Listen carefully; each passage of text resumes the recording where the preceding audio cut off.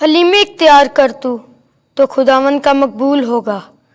آج کی ہماری پہلی تلاوت یشوع بن سراخ 3 باب 19 تا 21 30 تا 31 آیت مقدسہ۔ میرے بیٹے اپنے کام حلیمی سے کر تو مقبول شخص کا پیارا ہوگا۔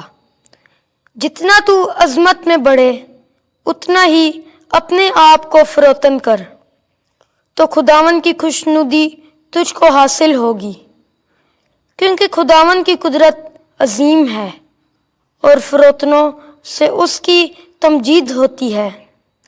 مغروروں کی جماعت کے لیے علاج نہیں، کیونکہ بدی کا پودا ان میں جڑ پکڑے گا اور اس کا پتا بھی نہ لگے گا۔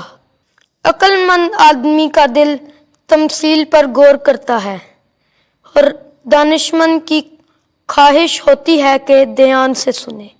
پاک کلام کے پڑھے اور سنے جانے پر خدا کی برکت ہو۔ زبور 68 جماعتی جواب۔ اے خدا، تو نے اپنی شفقت سے محتاج کے لیے گھر تیار کیا ہے۔ راست باز خوشی مناتے اور خدا کے حضور شادمانی کرتے ہیں، اور وہ فرحت سے مسرور ہوتے ہیں۔ خدا کے لیے گاؤ، اس کے نام کی ہم سرائی کرو، خداوند میں شادمان ہو اور اس کے حضور شادمانی کرو۔ جماعتی جواب۔ اے خدا، تو نے اپنی شفقت سے محتاج کے لیے گھر تیار کیا ہے۔ خدا اپنے مقدس مسکن میں یتیموں کا باپ اور بیواؤں کا محافظ ہے۔ خدا اسیروں کو گھر دیتا ہے، وہ قیدیوں کو اقبال مندی کی طرف نکال لاتا ہے۔ جماعتی جواب۔ اے خدا، تو نے اپنی شفقت سے محتاج کے لیے گھر تیار کیا ہے۔ اے خدا، تو نے اپنی میراث میں بکثرت می برسایا، اور جب یہ مرجھا رہی تھی تو نے اسے تازگی بخشی، تیرا گلا اس میں بسنے لگا۔ اے خدا، تو نے اپنی عنایت سے اسے محتاج کے لیے تیار کیا۔ جماعتی جواب۔ اے خدا، تو نے اپنی شفقت سے محتاج کے لیے گھر تیار کیا ہے۔ تم کوہ صہیون اور زندہ خدا کے شہر کے پاس نہیں آئے۔ ہمارے لیے آج کی دوسری تلاوت مقدس پالوس رسول کا خط عبرانیوں کے نام، اس کا 12واں باب 18ویں تا 19ویں 22ویں تا 24ویں آیات مقدسہ۔ اے بھائیوں، تم اس پہاڑ تک نہیں آئے جو چھوا جا سکے، نہ اس کی جلتی آگ اور کالی گھٹا اور تاریکی اور طوفان اور نرسنگے کے شور اور کلام کی آواز کے پاس، جسے سننے والوں نے سن کر درخواست کی کہ یہ کلام پھر ہم سے نہ کیا جائے۔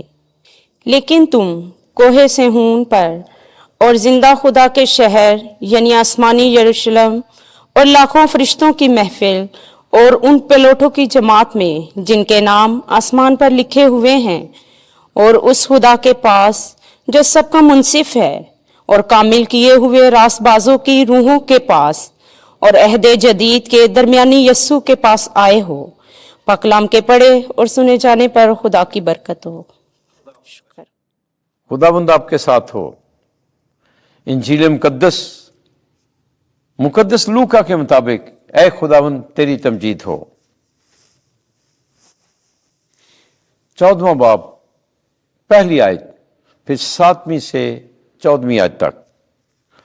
جو کوئی اپنے آپ کو بڑا بنائے گا وہ چھوٹا کیا جائے گا، اور جو کوئی اپنے آپ کو چھوٹا بنائے گا بڑا کیا جائے گا۔